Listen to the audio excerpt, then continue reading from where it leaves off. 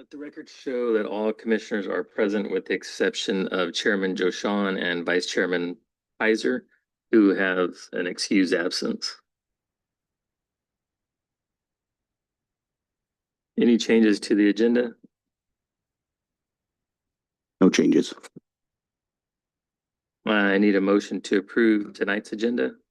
I approve tonight's agenda. I second. Motion by Commissioner Simmons and a second by Commissioner Camacho to approve tonight's agenda. Roll call, please. Commissioner Camacho, Aye. Simmons, Aye. and Sanchez. Aye. Public comment. This portion of the meeting is reserved for persons wanting to address the commission only on matters not listed on this agenda. Speakers are limited to 5 minutes unless additional time is needed for translation.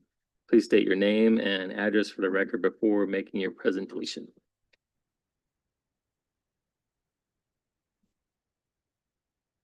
Oh, this is a fancy microphone. My name is Corey Edgman Krallis. I live at 356 Cross Street. I moved to Shafter when I was 8 months old, and I have a bachelor's degree in math, and I've been teaching math for 18 years. And I come tonight because I know that your committee deals with zoning and sort of plans for our city. And I wanted to speak on the survey that is currently accessible on the City of Shafter website. As a mathematics teacher, I teach statistics standards to my students. I also took statistics classes for my bachelor's degree. And as a concerned citizen, if the Planning Commission is influenced by the results of this survey, then I believe that the data that you will be analyzing will be not accurately representative of the citizens of Shafter. And the reason I say this is I believe that that survey is biased. And I bring up two different biases that I see in the survey. The first deals with the manner in which the data is being gathered. I found it because I just happened to be perusing the City of Shafter website one night. I'm a pretty educated person. I have a master's degree. I've also then recently seen it on social media and clicked on that link. It took me to the same spot. I've asked several of my friends who are also in the community and active, and their kids go to school here and they play sports here. And I said, hey, have you taken that survey? And they said, no, I have not. I don't know what you're talking about. I know that there was recently a booth at the First Friday for people to also access that survey. But obviously if someone wasn't at the First Friday, they would not have had access to that survey. So I looked up some information from SurveyMonkey, which is a leading provider of surveys, and they said survey bias is a deviation of feedback based on influences by the surveyor or the respondent. It occurs when survey methods systematically favor specific outcomes, leading to results that inaccurately represent the target population. The second type of bias I'm concerned about is the types of questions that are on the survey. They give a very black or white response, and that creates a skewed data. And I don't feel that those responses that are on that survey accurately represent what everyone in Shafter believes or what they think should happen. Another example that I could say is when underrepresented groups are not included in a survey, you're not getting accurate data. And so I just, like I said, as a concerned citizen, I feel like the survey needs to be written in a different way to get results that are not skewed and the data is accurate for what the city, the citizens of the city, from whatever socioeconomic, whatever their ability is online, or if they're on social media or not on social media. I just think that it's skewed. And I wanted, like I said, as a group of people that makes decisions or recommendations, I just feel like that survey that's due on June 20th is going to bring about skewed results.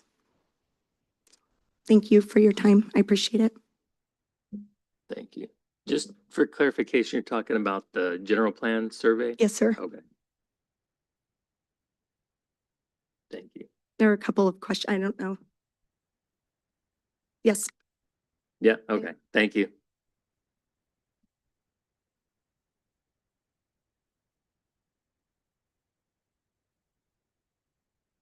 Anyone else in the audience wishing to speak tonight?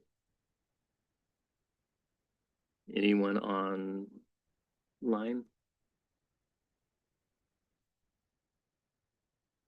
Seeing no one else, we'll move on to the minutes of the previous meeting.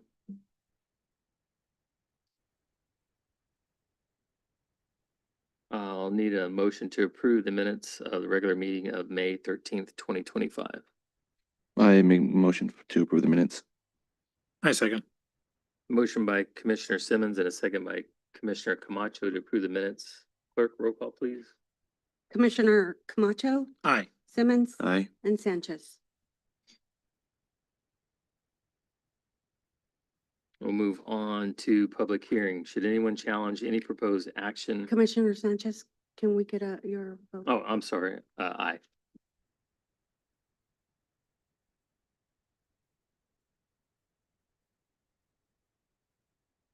All right, now we'll move on to public hearing.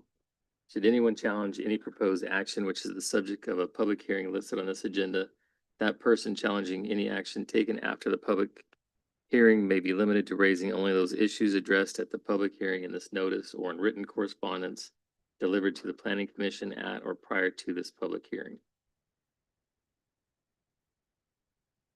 The first public hearing is zone code amendment number 25-22, hydrogen production in the industrial zone.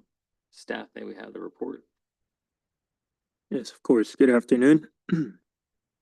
So Title 17 of the Shafter Municipal Code, also known as the zoning ordinance, identifies the type of development allowed within the different zoning districts in the city.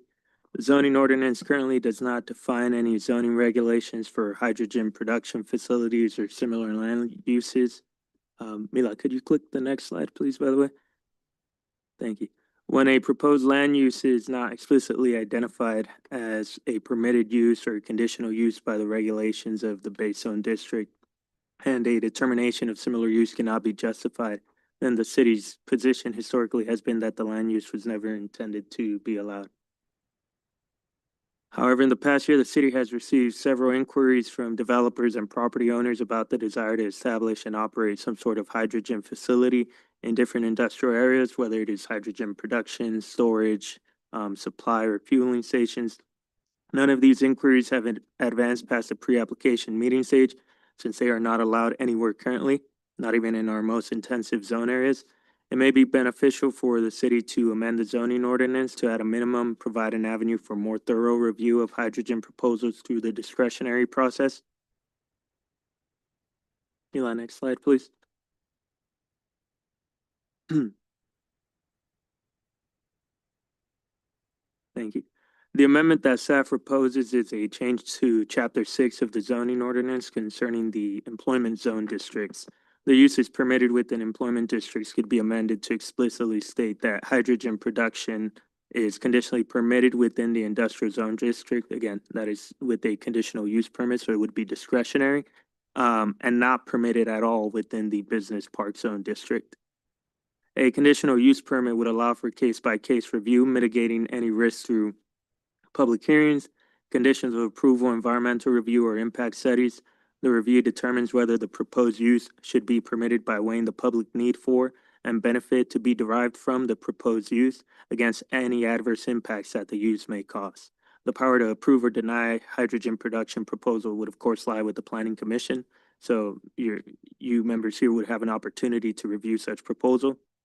Both staff and the Planning Commission could not only determine whether a proposed hydrogen site is located in an appropriate area, but also place necessary conditions of approval to protect public health, safety, and general welfare, to ensure compatible development, and to secure the objectives of the Shafter General Plan in the community.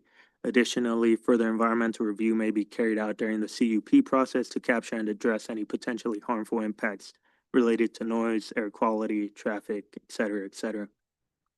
So amending the zone code to conditionally permit hydrogen production facilities and similar uses can have a range of benefits for the city. Hydrogen can help cities transition away from fossil fuel consumption, which aligns with growing decarbonization efforts, statewide emission reduction goals, and mandates to move towards clean and renewable energy. Hydrogen production may attract clean tech investment, create high-wage jobs, and generate new tax revenue. It could revitalize underutilized land and open the door to renewable energy sector for the city, which could help promote self-sufficiency. It may create demand for local engineering firms and other related support services, attract venture capital and startup interests, and encourage public-private partnerships. It also supports energy resilience, especially if hydrogen is used for storage or backup power. Staff's recommendation at this time is that the Planning Commission adopt resolution number 25-462, recommending to the City Council of the City of Shafter the approval of Zone Code Amendment number 25-22, amending the zoning ordinance to allow hydrogen facilities in the industrial zone district, subject to the approval of a conditional use permit. Please let me know if you have any questions or concerns. Commissioners have any questions for staff? No. And this is just an amendment to add hydrogen production to the zoning, right? Correct, sir. This is only to amend the zone code language, and it would just add a row to table 6.A of chapter 6. And so you can see that on exhibit 1 exhibit A of exhibit 1, the resolution. It would just add a black box on the business park column to show that they're not permitted there, and the letter C to the industrial zone column to signal that a conditional use permit would be required if and when the city ever received an application related to hydrogen supply, hydrogen fueling, hydrogen storage, production, et cetera. And just to add a bit more context, we currently do have both hydrogen production and storage out in the wonderful industrial park, but it's considered an ancillary or accessory use, but this would be for primary uses. Thank you.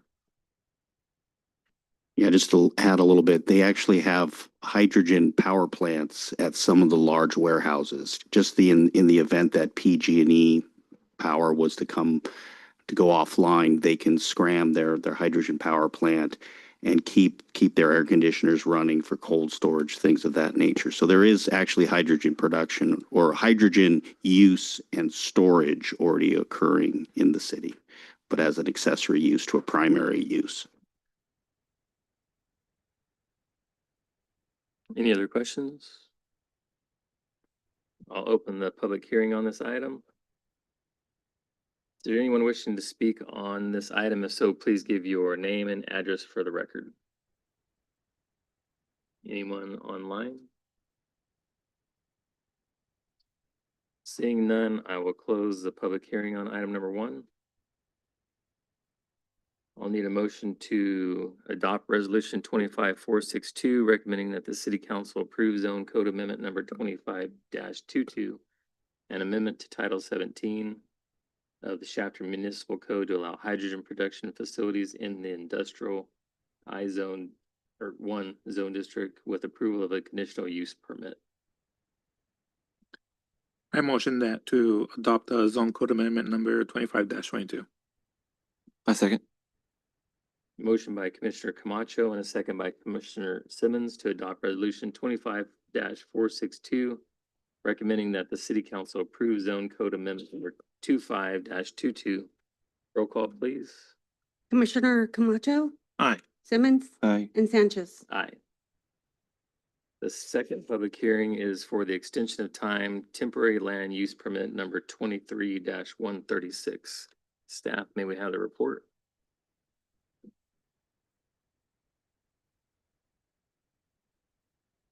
Good evening, commissioners. My name is Clarissa Lagas. I'm the city's associate planner. This presentation is regarding an extension of time request for temporary land use permit number 23-136 for Vamos al Papalote. The site is located at the Apple Market parking lot at 111 North Central Valley Highway, and the temporary land use consists of a mobile cooker to sell potatoes and corn. The applicant had previously received a temporary land use permit and 4 one-year extensions of time to sell potatoes and corn at La Hacienda Market parking lot located at 315 James Street. During the applicant's 5 years of operation at La Hacienda Market, the city did not receive any complaints regarding the applicant's operation. With including the past 2 years at Apple Market, this marks a total of 7 years that Vamos al Papalote has operated within Shafter and has remained in good standing with the community. The Planning Commission originally approved temporary land use permit 23-136 on July 11, 2023, subject to conditions of approval. The city's zoning ordinance allows such temporary land use and extensions of time with prior approval of the Planning Commission, and temporary land use permits are valid for 1 year, and extension of times may be approved each year for a total of 4 years. The most recent extension of time approved by the Planning Commission was June 11, 2024, which set the expiration date to July 11, 2025. Therefore, the applicant has requested an additional 1 year extension of time. The staff believes that with the conditions of approval, the project will remain compatible with the surrounding community and recommends approval of the 1 year extension of time. If the extension is granted, temporary land use permit 23-136 would expire on July 11, 2026. And that would be the second 1 year extension for the use of at the current location. Staff recommends that the Planning Commission adopt resolution number 25-463, a one-time extension for temporary land use permit 23-136, subject to the conditions approved by the Planning Commission on July 11, 2023, with a new expiration date of July 11, 2026. Thank you. Commissioners, any questions for staff? What are the remedies for when this business owner runs out of the extensions?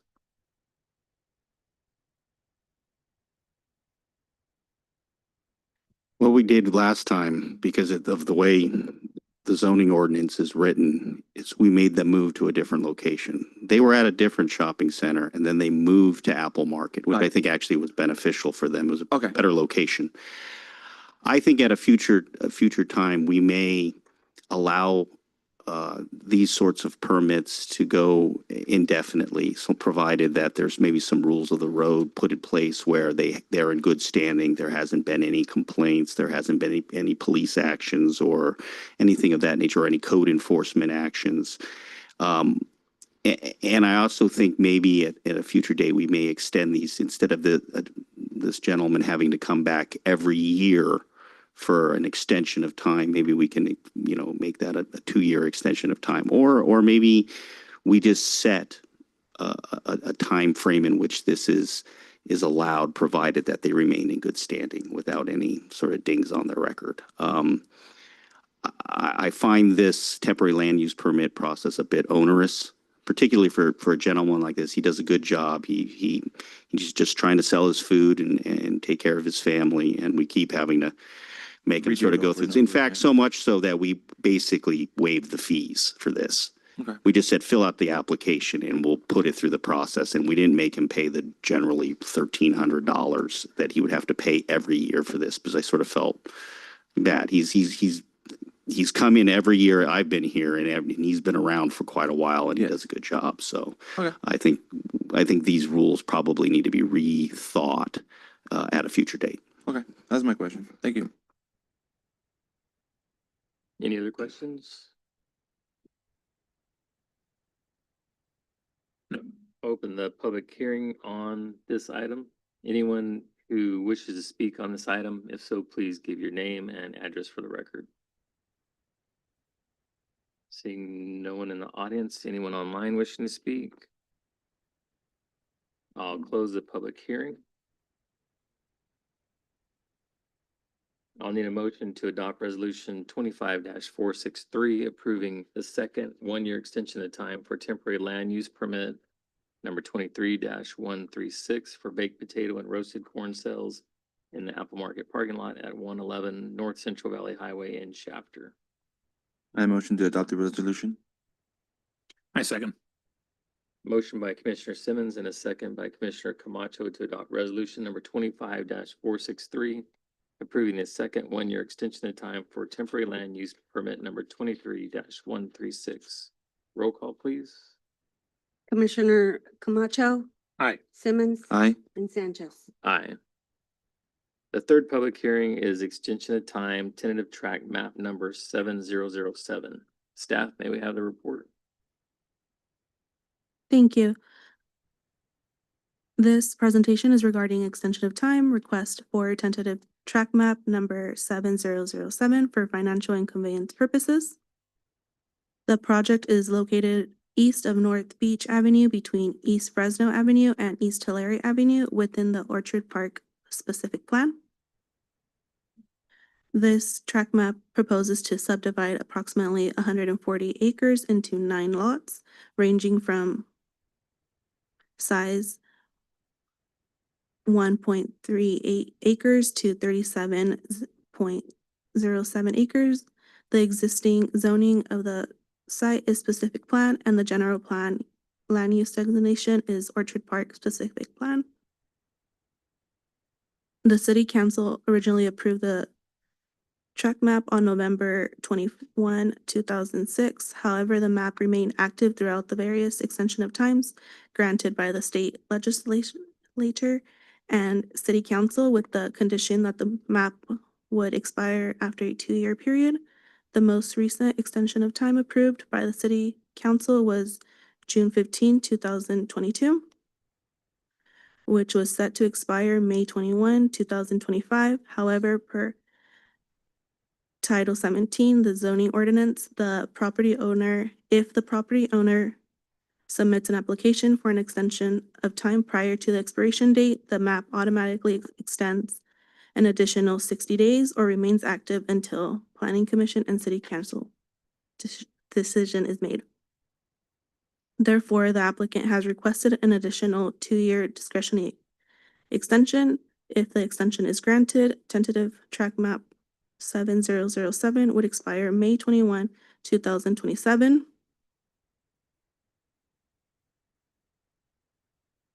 Staff recommends that Planning Commission adopt resolution number 25-464, recommending that the city council approve a 2-year extension of time for tentative track map number 7007, subject to the conditions approved by the city council on November 21, 2006, with the new expiration date of May 21, 2027.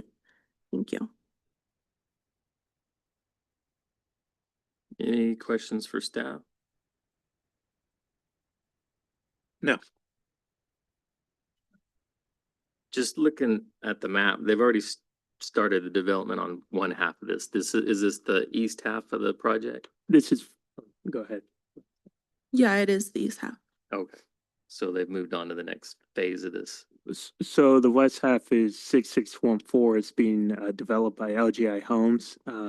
This eastern half, 7007 or 6614, all under the Orchard Park specific plan is being extended per the Subdivision Map Act to essentially allow for future final map recording and further conveyance purposes and subdividing. But this is another one of those exercises similar to the temporary land use permit where, you know, under the Subdivision Map Act, which governs subdivision of land in the state of California, the expirations of time are set on the original tentative track map approvals. For better or for worse, it was 2 years. Then thereafter, the state legislator extends them, and city council can do 3 different discretionary extensions on these maps. So I think this is the last one for 7007.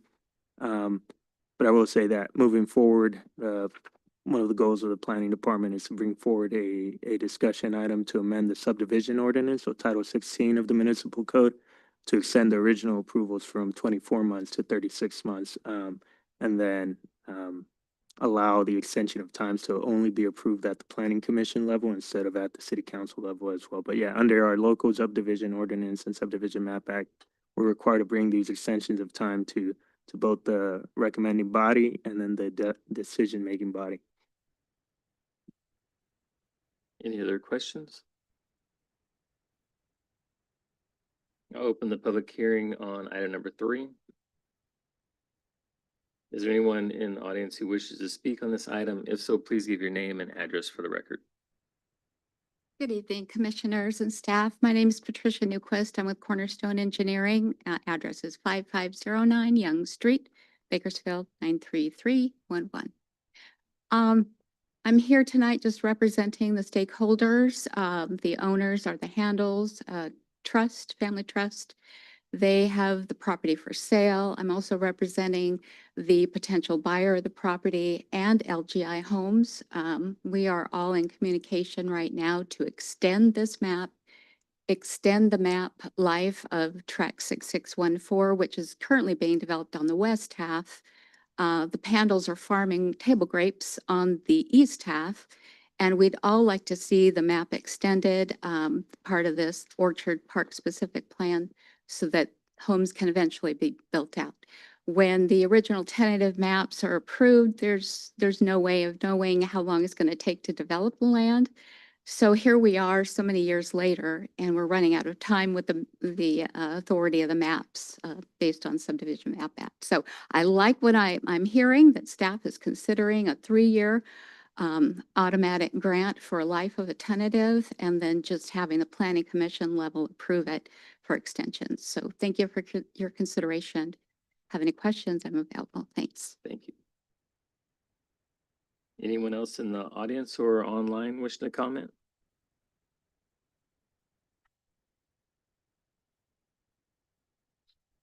Seeing no one else wishing to comment, I'll close the public hearing on item number 3. I'll need a motion to adopt resolution number 25-464, recommending that the city council approve a 2-year extension of time for tentative tract map number 7007 located east of North Beach Avenue between East Fresno Avenue and East Tulare Avenue in the city of Shafter. A motion to adopt the resolution. I second. Motion by Commissioner Camacho and a second by Commissioner Simmons to adopt resolution number 25-464, recommending that the city council approve a 2-year extension of time for tentative tract map number 7007. Clerk, roll call, please. Commissioner Camacho, Aye. Simmons, Aye. and Sanchez. Aye. Commissioners' reports. Anyone have a report? There being no further business to come before the planning commission, I'll ask for a motion to adjourn and a second. The motion for adjournment? I second. We have a motion and a second. All those in favor say aye. Aye. Aye. Aye. The meeting is adjourned at 6:29 p.m.